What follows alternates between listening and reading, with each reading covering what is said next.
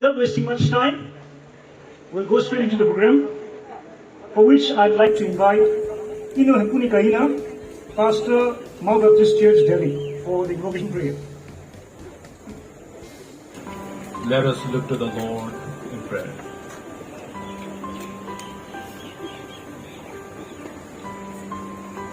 Almighty God, our Heavenly Father, God of Abraham, Isaac, and Jacob, who made them a nation out of no nation. God of the Bible, who is also God over history, who has stated in the Bible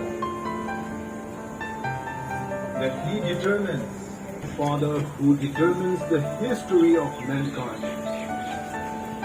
Today, as we gather here together, this is a statement that we as a nation, we seek a good outcome with the country of India. And so, Father, even as we gather together and as we start our deliberation and also our get-together here, we acknowledge that you ultimately are the determiner of our destiny. Our faith is in your hand. And so, that is what makes us very bold. That is what makes us very courageous, hopeful, and confident. The Bible also tells us, if it is possible, plead with others. And that is what our leadership, the national leadership, is trying to achieve, for the Naga people to live in peace. And therefore, Father, enable them to speak their mind of our Lord and our Savior, Jesus Christ. Amen.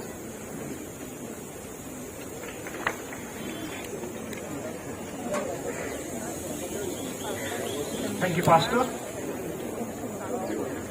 Now I give time to avoid the song for I Vote G My Country. Please take your time.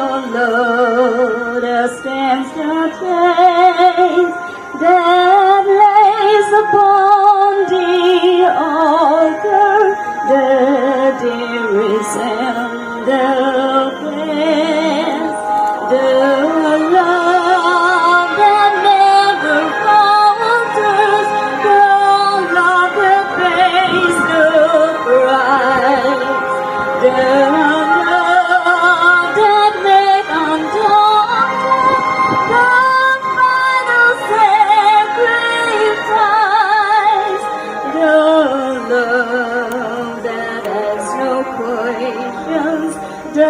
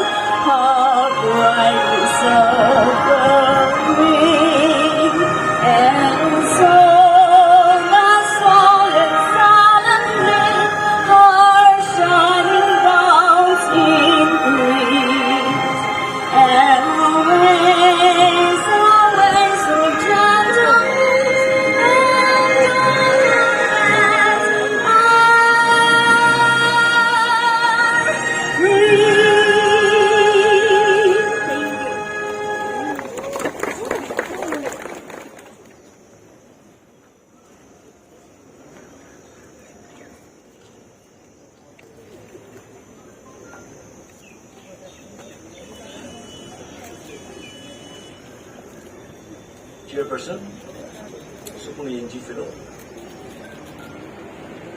Convener, Naga People's Movement for Human Rights,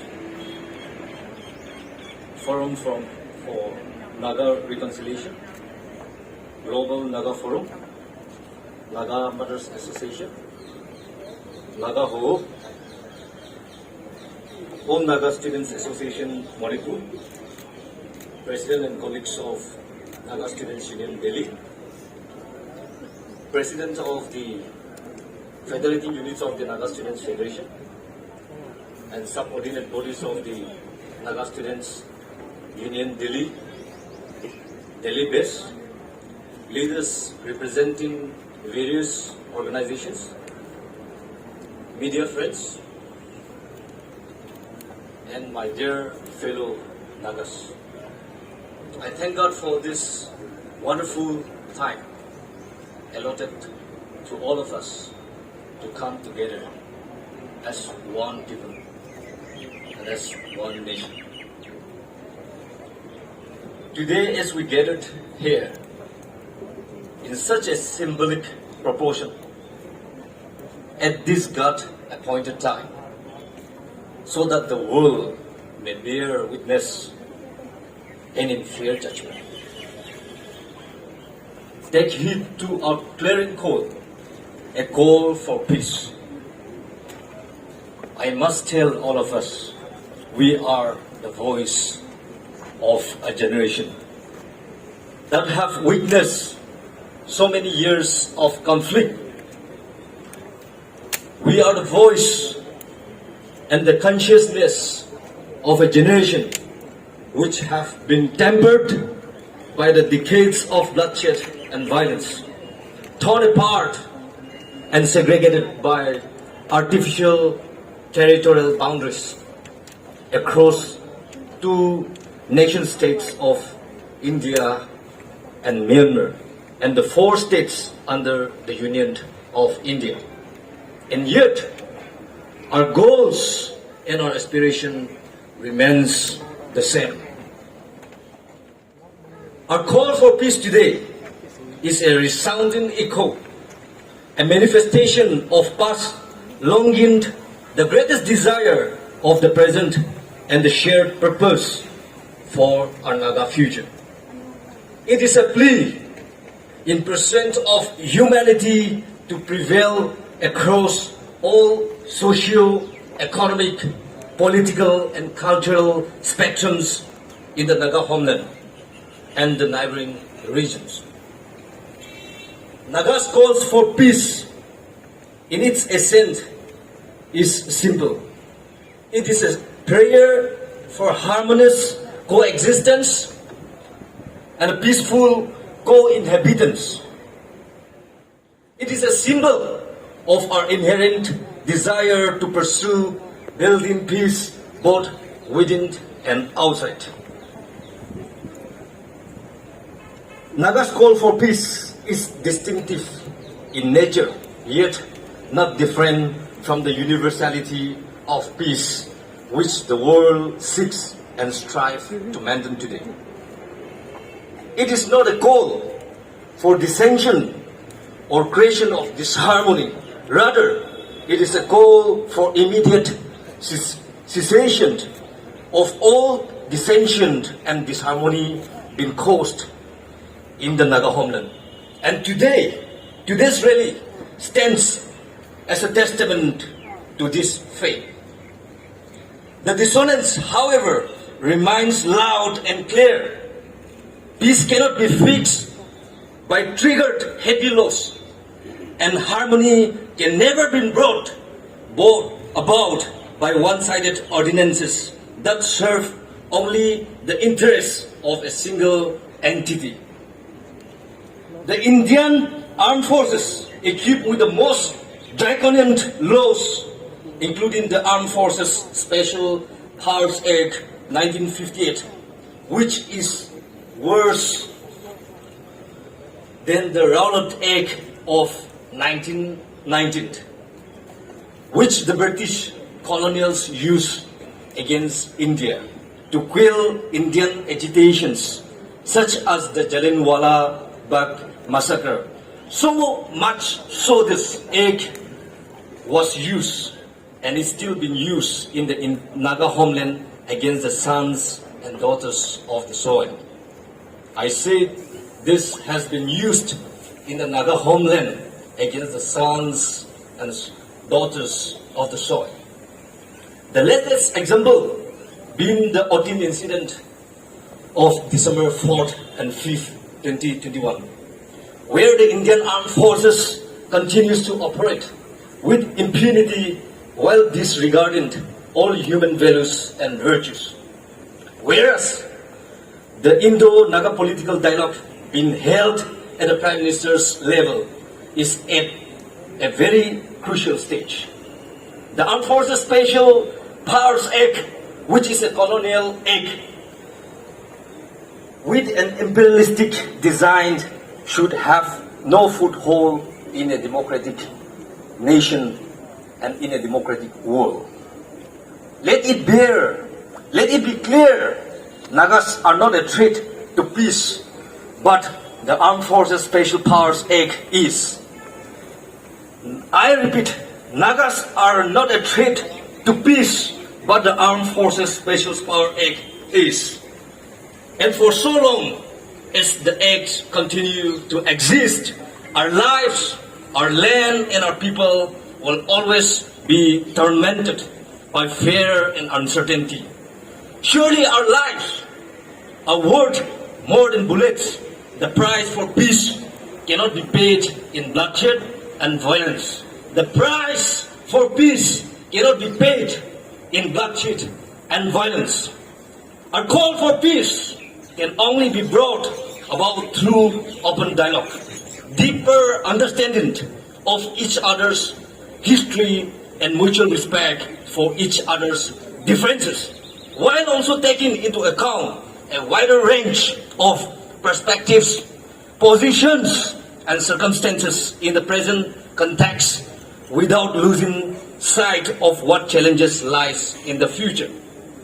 Therefore, today, it is paramount that all the stakeholders continue to actively engage in meaningful talks.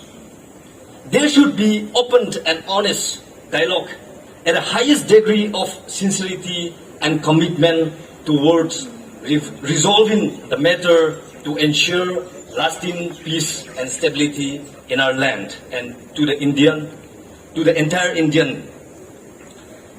Even though there may be many differences among the stakeholders on the question of Indo-Naga political issue, with the younger generation who shall ultimately inherit the outcome of any settlement, we are one and united.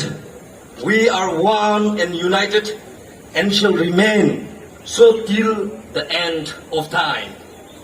We call upon the government of India to honor its political commitment, that since there is only one Indo-Naga political issue, there shall be only one solution too, and that the proposed political settlement should be based on inclusive and honorable solution that recognizes Naga people's identity, which should be brought to its logical conclusion at the earliest.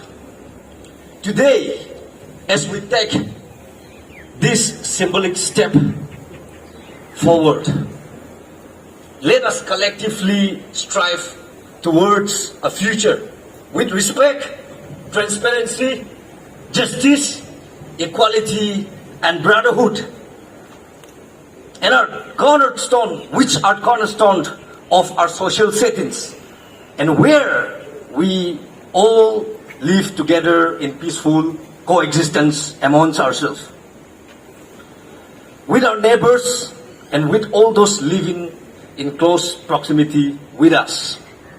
With the Naga youth's call for peace, we long for peaceful future, a future without fear and conflict.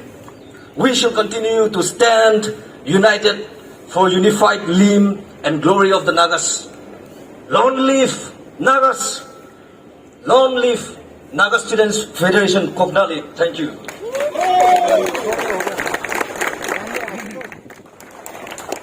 Sir Ashum, former Speaker.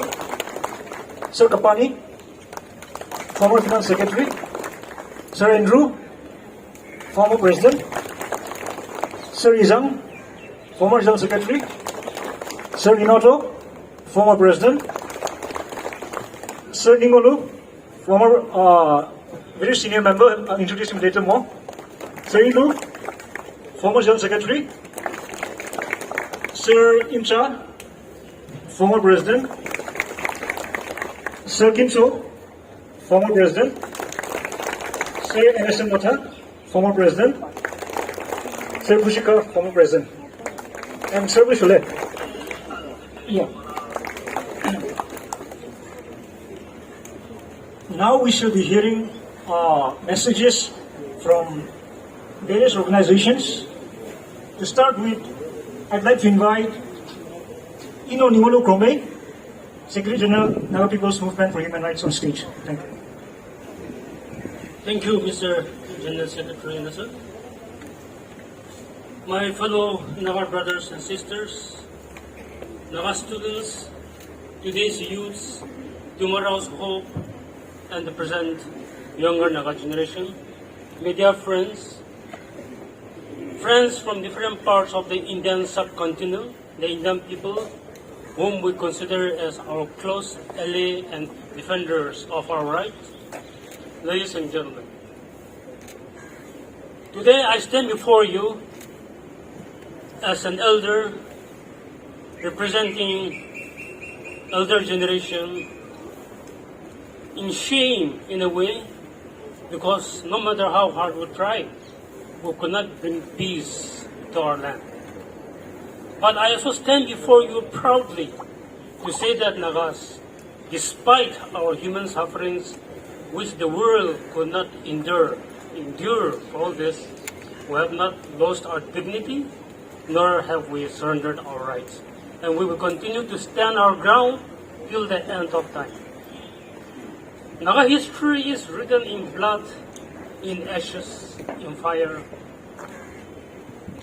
I come from a generation that witnessed entire Naga areas being bombarded, entire villages burned, not only villages, but granaries, terrace fields, domestic cats, the dogs and animals captured, killed, so that even if we don't die of bullets and bombs, we will die of starvation. I come from a generation that does not know the year or the dates or the month we were born, because nothing was left on this earth in the Naga homeland. No diaries survived the fire of the Indian military. Bibles, songbooks, everything that could burn. So some people don't know when they were born. When they ask your age, they say, were you born before your village was burned or after you came back from the jungles? Accordingly, we know whether we're 50 years, 60 years, 70 years. That is the generation before you. And I think many of you have not seen. There is not a single Naga village in the entire Naga homeland that has not suffered loss as a consequence of these more than 75 years of war and peace in Nagaland. Every Naga family has lost one son or daughter, a father or mother. No Naga community is deprived women of being raped, tortured, and killed. For which, in order to save the nation, to survive as a people, young able-bodied Nagas had to go to the jungles to take up the relics, the waste of World War II from British soldiers and Japanese soldiers. 303 rifles and assault musket guns, whatever. That was the generation which brought you to this earth. Women were not only raped and killed. In Waka, a pregnant woman, the entire village and the people were gathered in the ground. A pregnant woman, the Indian army tied a rope to her neck. They dragged her around the ground to show the villagers gathered, kept as a concentration camp. In the process, the fetus came out from her mother. They took out and put it into her mouth. She died. Another woman was raped, molested. After that, they cut her limbs, her arms, her limbs, all the four legs and arms. Then they molested her trunk. Women were raped inside the pulpit of the church. All teenage women, 4 of them. One of them, I suppose, is still alive, even today. The church is left unused till today, but still standing because of the desecration. In my hometown, the town, 6 students, all teenagers from 13 years to 16 years old, came to appear exam at Pesaro Government High School, staying in a rented house. 6 of them teenagers. Indian army came and took them away. Not only killed them, chopped them into pieces. Chopped them into pieces, meat. Made meat. Packed in rice bags, gunny bags, bosta, that's what we say. Thrown into the jungles for the animals to eat. But few remains of their bodies were found. But nobody knows which part of whose body was it. No parents knew, no brothers knew, no sisters knew. These are only small stories. I have my own stories. As a small boy of 8 years, my skull was cracked with a stone by the Assam rebels who just leave the cave is just a stone's away from my house. Because I was in the jungle shooting bird. My skull had to be stitched with the hair of horses by one of those early doctors. When I came of age to school and college, I started participating in NSF activities. I was, along with my NSF colleagues, arrested and jailed for 69 days for saying that I'm a Naga. While registering in a hotel to stay, I wrote my nationality as Naga. Armies, sheriffs, police came, surrendered the hotel, took us, the whole NSF team, 5 of us, put us in jail, and were locked up for 69 days. Just because we didn't want to lose our identity. When ceasefire came into 1997, with all these experiences, knowledge of what has gone happening in the past, afraid for what may happen to our future generations, we followed the peace process very closely as NSF, as human rights organizations, as martyrs, churches, Naga. From day one, we said this ceasefire must work. Because even in the past ceasefire, we have been betrayed again and again, not only by government of India, but also because of our own inner contradictions by our own people. But that is nothing new. It happens in every society across the world. And so in order to make the new peace process ceasefire work, we did not leave any stone unturned to see that government of India, negotiation with Naga leader, brings peace to our land. Even in that process, there was argument of ceasefire area cooperation. Some Indian leaders says, yes, Ceasefire is everywhere. Not only in Nagaland, but here in Delhi, Calcutta, Bombay, even in Paris, in London, wherever Nagas are. But some says, ceasefire belongs only to the people of Nagaland state. The 16,000 square kilometers out of the 120,000 square kilometers Naga homeland. In that process, the Naga women who were denied of this opportunity, Naga women dressed in traditional dress called themselves for a human chain to demand peace. They line up from Mao Gate to Tatobi, saying that peace must prevail everywhere. Indian army came in Naga shawls, different Naga shawls, civilian clothes, jackets, with AK-47 pistols and whatnot hidden under the shawls and jackets. I went up to intervene. Don't disturb people when they want peace. In the process, they started firing at me.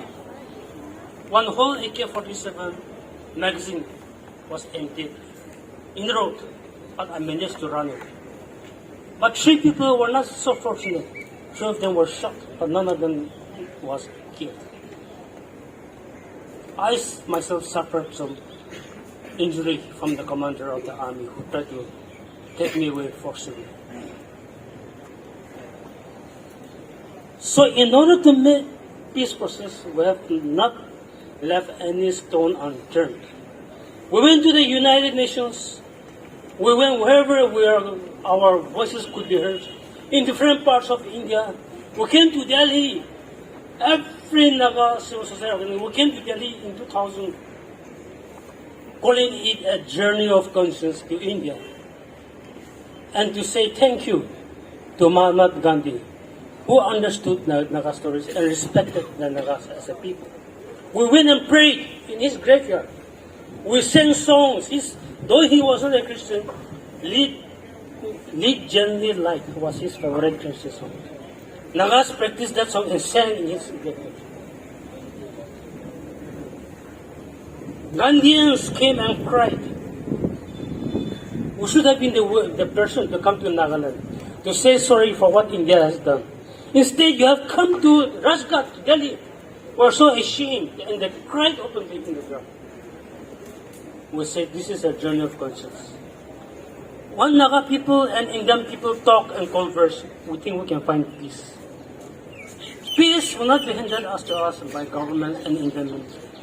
So we have come to reach to the hearts and souls of the Indian people. 25 years now, ceasefire has gone on without conclusion. We also know that it is the division among the Nagas that the government of India has been using as a leverage to further delay the peace process. In our own ways, we reached out to every Naga leaders. Those days, there were only 3 factions. 2 in NCM, both outside Nagaland, 1 in Burma, 1 in Asia, 1 in London. We reached out to all of them. They said, please come together for the sake of future Nagas. Now we have 15, 16 factions. The more we try to unite them, the more we're divided. That's set value. But all this is happening maybe because we ourselves are not honest with ourselves. We're afraid to stand for the truth, or rather, let me say, we want to be safe by hiding from the truth. If you look at the Naga society today,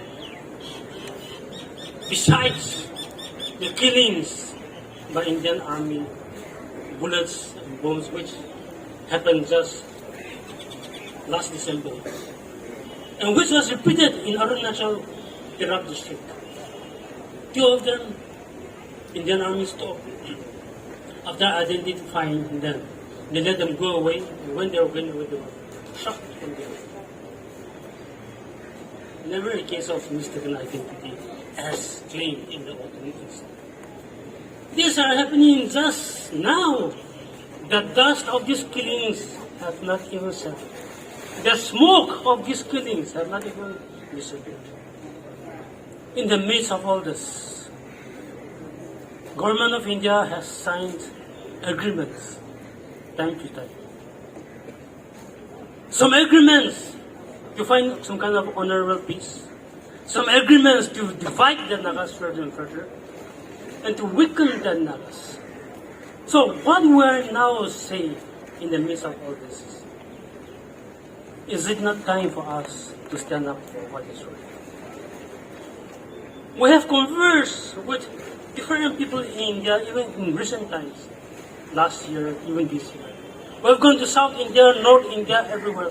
Wherever Naga people are willing, Indian people are willing to listen to us. We have gone to the heartland of India, Bihar, West Bengal, wherever. And we are still going. And together, not us, but Indian leaders, the conscience of the Indian public are saying, Mr. Narendra Modi, it is time you take direct control of the peace situation, the peace negotiation.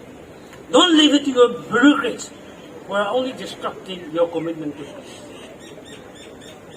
Ever since ceasefire came till today, on behalf of Naga civil society, I have met every prime minister that has come along the way. Everybody says we want peace to come to Nagaland. We want peace. We want peace. When the prime minister says peace, the home minister will wage war, and the Indian soldiers will kill any Naga that is in the street of Nagaland or in the jungle, when it suits their purpose. But in the midst of all this, when peace continue to elude us, besides the division that Government of India has planted in us, Nagas are happy stooges of these divisive rules. Some of the languages and words that have been used by our own Naga against our Naga negotiators and our Naga people on lines of geography or whatever, they are much more violent than the bullets and the bombs that kill and destroy our houses and homes and kill our people. The words of our Naga people, they are much more violent than those bullets and bombs. Today I stand here, maybe my generation have failed. It is your day today, it is your world. Tomorrow you will have children, you will have younger generations coming up there. Are you going to leave your faith in future to those of us who are dishonest, who are untrustworthy, who are not afraid to betray? You want to leave your faith to these people? Just as much as the Indians and we are saying, Mr. Prime Minister, please take control of the peace negotiation. I think it is time for me to tell them, today's Naga youth, especially under Naga Students Federation, NSUD, whatever organizations you have, today's youth, don't be caught up in your ego, personal ego, tribal egos, degree egos, whatever ego. Don't be caught up because you are getting caught up. How long we will be there to scold you or even to guide you or to misguide you? I don't know how many elders are guiding you, but I know many elders are misguiding you. So do you want to take control of your own life, your own future? Thank you, brothers and sisters. I shall be reading out first the solidarity message from Tapan Bose, former Secretary General, SAF-HI. I am honored to be a part of Naga people's peace movement. I have been associated with the Naga people's struggle for self-rule. They are one of the most upright, honorable, compassionate and peace-loving people. I hope the ongoing Indo-Naga peace dialogue will soon be concluded honorably. I stand in solidarity with my Naga brothers and sisters. Long live Naga people's movement for peace. Solidarity message is from Pakistan-India People's Forum for Peace and Democracy, I shall be reading out on behalf of Mr. Vijayan M.J., Secretary General, General Secretary. The Pakistan's India People's Forum for Peace and Democracy joins the many progressive South Asian groups in greeting the Naga people today, the 11th June 2022, on the occasion of the People's Peace Rally organized by the Naga Students Federation, the NSUD, along with NP Mantar and others. Peace is neither a generosity of the occupier state, nor a subject matter of solicitation or negotiations. Peace is a right of all civilized people and communities. Peace, in that sense, is not just the absence of armed conflict and war, but the establishing of dignity, people's right, democracy and justice. Where there is no democracy or justice, there cannot be peace. Where there are conquest and colonization, there can only be the absence of a war, not any genuine peace. We stand with the Naga people's organizations in their demand for peace, human rights and dignity. Naga voices for people's self-determination and peaceful coexistence have been unique in South Asian history. As PIPFD, we recognize these and express our solidarity. We also demand the Government of India to adhere to the understanding and agreements reached with Naga groups. Any betrayal of such commitments will only make South Asia more vulnerable and violent. Our people deserve better. Personally, my apologies for not joining all of you physically at the rally today. Kuknale. Pilgrims on the journey of the narrow road, and those who've gone before us light the way, cheering on the faithful, encouraging the weary. Their lives are stirring testament to God's sustaining grace. Surrounded by so great a crowd of witnesses, let us run the race not only for the prize, but as those who've gone before us, let us leave to those behind us the heritage of faithfulness passed on through godly lives.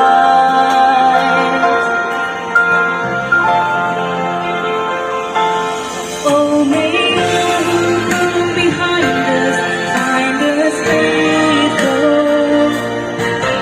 May the fire of our devotion light the way. May the footprints that we lead them to believe, and the lives we live inspire them to obey.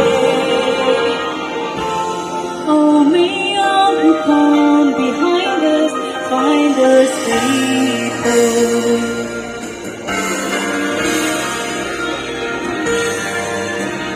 After all our hopes and dreams have come and gone, and their children sift through all we've left behind,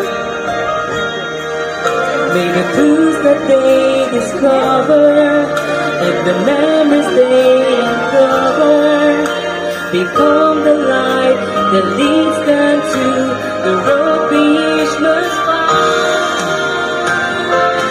Oh, may all who come behind us find us faithful. May the fire of our devotion light the way.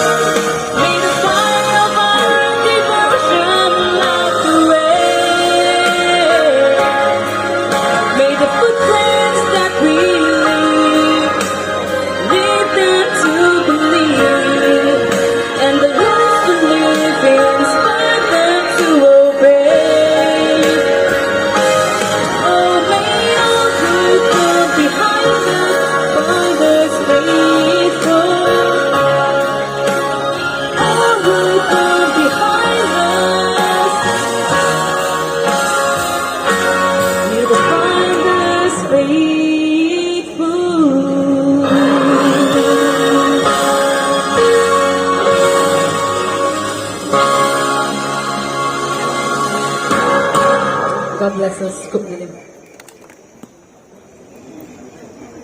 Speech by Mrs. Abi Meru, President Naga Mothers Association.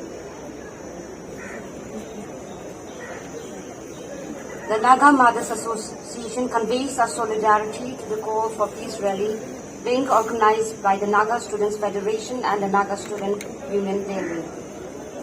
We thank our Naga students for taking the initiative in drawing the attention of the government of India on the need for peace in our Naga homeland. As Naga mothers and Naga women, we have worked for decades for peacemakers and peacekeepers because we believe in the future of our children and the young generation to live in peace. The Naga struggle in our homeland has taken its toll in all Naga families, as we have witnessed militarization in the Naga hills under the draconian Armed Forces Special Power Act since 1958. We have lost sons and brothers killed by the Indian Army, Armed Forces, daughters and sisters raped and killed in our villages and homes. Hundreds of our villages have been razed to the ground in this decades of militarization in our Naga homeland under the Indian Armed Forces.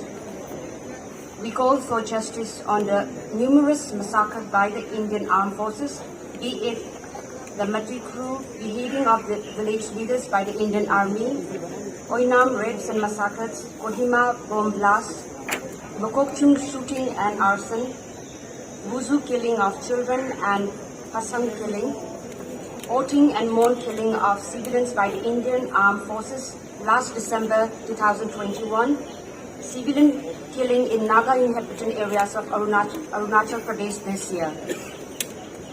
Peace must come with justice for all this, such incidents which can never be forgotten by us, the Naga mothers. The long drawn out peace process has also witnessed killings and bloodshed among our own armed brothers, and the Naga Mother Association remains committed that we must not start another war in the tactical delays of the government of India. Today, we call upon the government of India to honor the peace negotiation and bring about suitable peace in our Naga homeland by an honorable, acceptable and inclusive solution to the Naga people at the earliest. The Naga mothers calls for recognition of our Naga flag under which thousands have marched and laid down their lives, and a working constitution that will protect our Naga identity of social, cultural traditions, practices, basic Naga laws, our lands and resources. The Naga Mothers Association reiterate our demand for the repeal of the Armed Forces Special Power Act, which has violated every form of human rights in our Naga homeland. India is a country of ahimsa, of the Mahatma, of a freedom born from non-violence and a democratic freedom movement. We firmly believe in the goodwill and wisdom of the Indian leaders and urge that women's rights to peace and security is respected and acknowledged by the government of India, and agreements made so far in peace negotiation will be upheld. Let there be no more bloodshed in the days ahead, and may our younger generation, our children, see peace and justice is our earnest prayer. We remain faithful to many companions of Indian civil society and women organizations that have supported the Naga call for peace and justice over the years. Kubnali.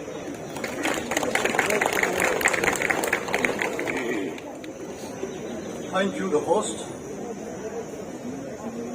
First of all, I congratulate the organizing committee, the Naga Students Federation, and the Naga Students Union Delhi for organizing this mega people's rally here in India, here in Delhi, the capital of India, where the world at large shall be the witness.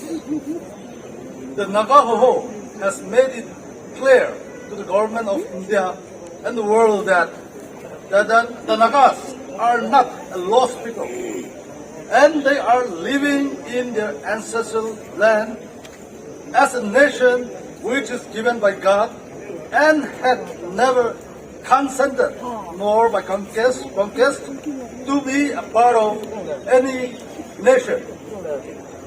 Nagas are not denied to acknowledge the mightiness of India, but for being a mighty nation, India or any mighty nation should not deny the existence and the rights of other nations whose nationality deserves to be respected.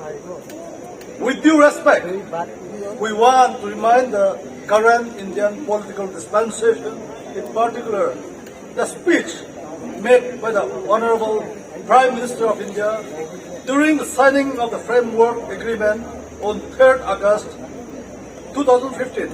I quote, "I have the deepest admiration for the great Naga people for their extraordinary support to the peace efforts. I compliment the NSCN for maintaining the ceasefire agreement for nearly 2 decades, with a sense of honor that defines the great Naga people. I have been deeply impressed by the rich and diverse culture and the unique way of life of the Naga people. It makes me not only our nation, but also the world more beautiful place. Unfortunately, the Naga problem has taken so long to resolve because we did not understand each other. It is a legacy of British rule. The colonial rulers have, by design, kept the Nagas isolated and insulated." Close quote. We sincerely believe and hope that the Honorable Prime Minister, who have committed to resolve the Indo-Naga issue, shall not backtrack his honest commitment, and therefore we earnestly appeal to the Prime Minister in particular to fulfill his address which was announced to the world. We also appeal to all communities and nationalities in India to extend your fullest support to resolve the decades-old protracted Indo-Naga political issue, which in turn shall help the government of India resolve other related issues in the country. Kuktalim. Hello, Nagas. Hello. Very good afternoon. Good afternoon. Can I have a voice, please? Hello, good afternoon, Nagas. Good afternoon. Okay, thank you so much. As I'm the last speaker, I'll take just 1 hour. Hope you won't mind. As it is a message which is very important to have the spirit of oneness and says Nagas are one. So I want to have a response from all the spectators. First of all, I will say, Nagas, you give me a response with the spirit. One. We'll just shout it 3 times. Nagas! Nagas! Nagas! Thank you so much, respected President, Naga Student Federation and his esteemed colleagues, respected President of the Naga Student Delhi and all his esteemed colleagues. My respect to the Naga Student Federation seniors, convener of the MP-Mitra, and also to the FNR, GNF, the well-wishers of the Naga intellectuals, leaders, Naga Mothers Association, Naga Ho-Ho, the artists, the media fraternities, and I would like to acknowledge the presence of non-Nagas who have turned up to give this solidarity for the Nagas, and especially to the beautiful and handsome ladies and gentlemen of the Nagas. The office of the All Naga Student Association Manipur would like to bring greetings, dear fellow Nagas, God created Nagas as one. We Nagas are divergent parts converging in our history and aspiration. That is why we are one people, one nation. We were placed under two nations and put under four states on the other, arbitrarily divided the Nagas to suppress and repress our aspiration. Our adversaries have been trying to divide and crush the Naga people with different design and scheme that suit their interest, that have drawn artificial boundaries, that have militarized our land, they employ different economic packages and other means to subdue us ever against independence. Despite all this, Naga stood firm until today and shall remain as one people. Thank God, and I also thank our ancestors and leaders for they could withstand all those external forces and had suffered and sacrificed enough to safeguard our land and people. Today, we came together here in this manner to rekindle the strength ourselves to carry forward the aspirations of the people and secure our political futures to live as dignified people as one nation. At this crucial juncture, where strong forces is opposing and comprising to remove our history, that is why we need each one another. So therefore, the office of the All Naga Student Association Manipur would like to propose to dear Britons that it is a high time to stand unity, and unity is the only need to achieve our common dreams. We are confident and give our best support to the ongoing Indo-Naga peace talk that would bring a logical and durable settlement. Naga flag, constitution, and integration is an alienable, legitimate rights of the Nagas. Thus, we look forward for a political settlement based on unique histories and situations of the Nagas as recognized, guaranteed by the government of India. No matter what others say and writes on us, no matter what others try to redefine us, Nagas are one and we shall remain as one people, one nation for one time to come. Long live Nagas, long live Ansem, and good knowledge.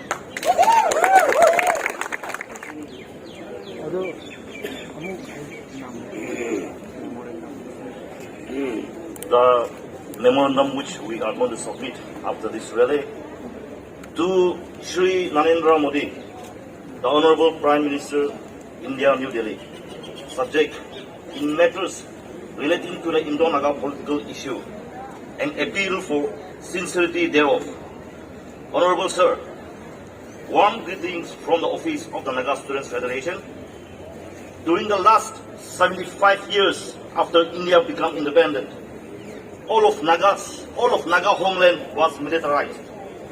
We know of two ceasefire and peace negotiations between the government of India and the leaders of the Naga national movement. We have heard only stories of the first ceasefire, while in the second ceasefire, we, the present Naga generation, are now living through it.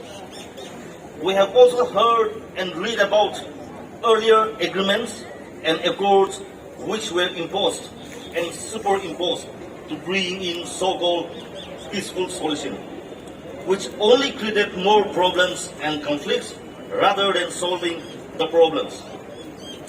After the British colonial left the Naga country, the government of India unleashed the dogs of war equipped with the most draconian laws, including the Armed Forces Special Power Act 1958, AFSPA. The AFSPA was and continues to be destructive to the rights of life. This act was used and is still used against innocent Naga civilians, the last incident being the Oting massacre on December 4 and 5 and Hmong killings on December 5, 2021.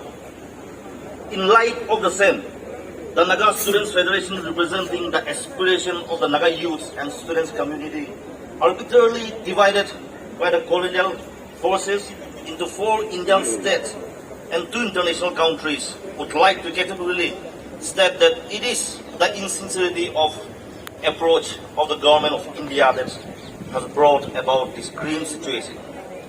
As today's Nagas, we are looking forward to inherit the inclusive, honorable and acceptable solution basing on the unique history and situation of the Naga people as assured by the Indian government. However, the various developments wherein the policy of the government of India to undo everything achieved through hard-earned political negotiations have created great distrust in each one of our minds as we strive to uphold our God-given identity.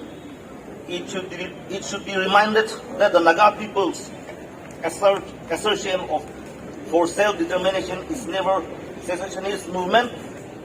Honorable Sir, kindly allow us to categorically state that in the present scenario, the Naga Students Federation is of the apprehension that the worst will happen if the government of India fails to honor its commitment and exhibit its most sincerity by ensuring that the rights and dignity of the Naga people is upheld.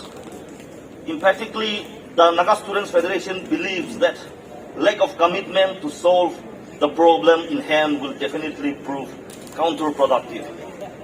Therefore, the Federation would like to reiterate our earlier stand that Naga youth and students will never accept an economic package-based piecemeal solution, as we are convinced that it is just another burnt cake with some fancy yet superficial icing on it. Such exercise will only eventually deepen the protracted Indo-Naga problem rather than being the solution of the Naga people has long desired. The failed agreements and accords of the past bear the testimony to this assertion of ours. Honorable Sir, the younger generation of the Naga trust in your statesmanship as the tallest leader of the world's largest democracy to ensure that lasting peace and justice is brought about in our Naga homeland through your strong political will of solving the Indo-Naga political issue.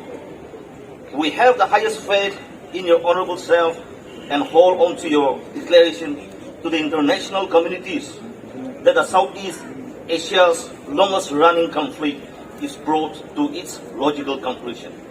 We therefore plead to your honorable self to translate this declaration into reality with all due respect.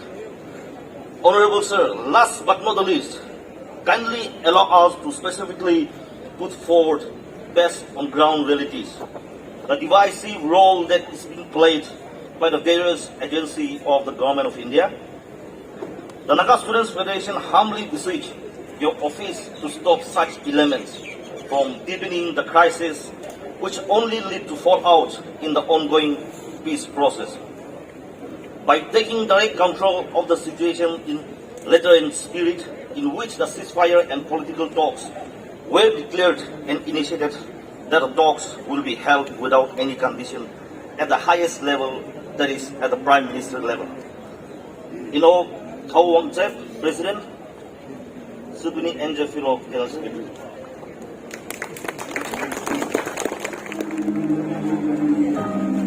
What's left to say? These stairs are walking anymore. Every word shut down in flames. What's left to do with these broken pieces?